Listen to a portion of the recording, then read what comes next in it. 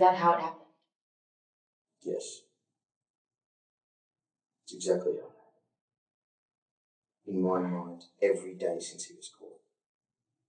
But not in reality. Have you ever heard of the drug succinylcholine? No. How about potassium chloride? They are 2 out of the 3 drugs used to administer a lethal injection. Both are also very difficult to detect in an autopsy. I want to see if you can help me with something. Mitchell Tate, 22 years old, 4 counts of molestation of minors. He was found to be not guilty through reason of mental illness and was released with the condition of compulsory therapy. Shortly after, he was found dead of a suspected heart attack, with the scales of justice and a white blindfold. Sharon Johnston, 32 years old. She killed her own 6-month-old baby by shaking it to death because it wouldn't stop crying. And then she threw its body in a garbage bin. She walked free, claiming diminished responsibility. Infanticide, to be exact. She claimed she had postnatal depression and couldn't even remember having the baby. She too fell victim to a heart attack, but also found with the scales of justice burned on her chest and a white blindfold over her eyes. Manuel Hernandez, the Teflon Man. 64 years old. He got his nickname, though despite being accused of 6 counts of rape on minors, 3 counts of bestiality, and various animal cruelty charges, nothing was able to stick in court. Most of the children were too scared to testify, and one wasn't even old enough to talk yet. You see, all of these victims have the same MO.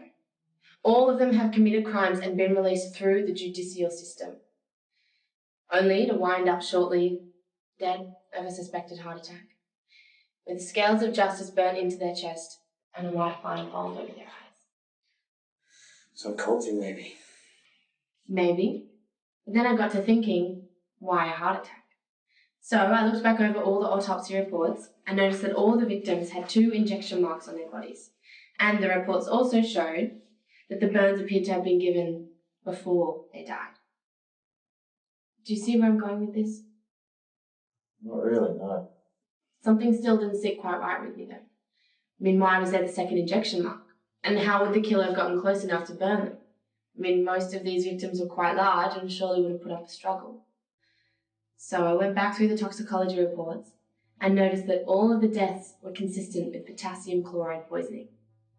See, now that would mask the symptoms of a heart attack. It's impressive. That's no wonder you made detective. Yeah, but it still doesn't help that all these victims keep popping up everywhere. Victims. You want to call them victims?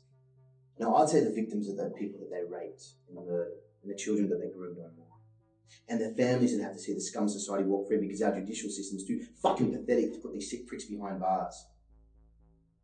Any way you look at it, these people are dead, which now makes them the victims. They are rapists and murderers and pedophiles.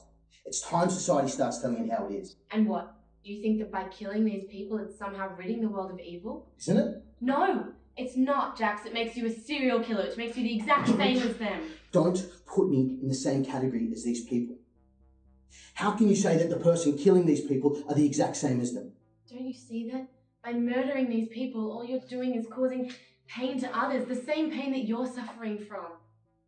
I want to ask you something. You come home from work and you find your child, the baby that you carried in your womb for 9 months, that you nurtured and cared for, that looked up to you as their hero. Find them dead. And I don't mean laying there silently still. I mean brutally murdered. Hacked up into little pieces. Are you honestly going to sit there and tell me that you wouldn't be filled with guilt and pain and hatred and a rage burning so deep inside you that the thirst of revenge consumes your every being? Are you honestly going to sit there and tell me that if you had the chance you wouldn't grab a knife and stab it straight through the heart of that sick fuck who did that to your child? I would think about it, sure.